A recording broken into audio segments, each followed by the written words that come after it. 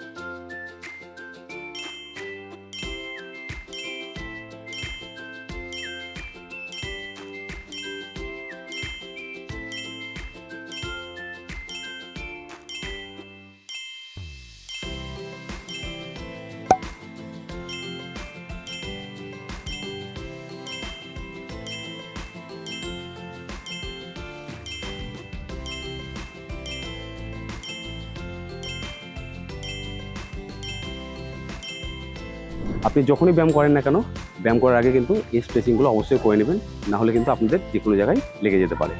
আর এরকম ভিডিও দেখার জন্য আমাদেরকে ফলো করে নিন।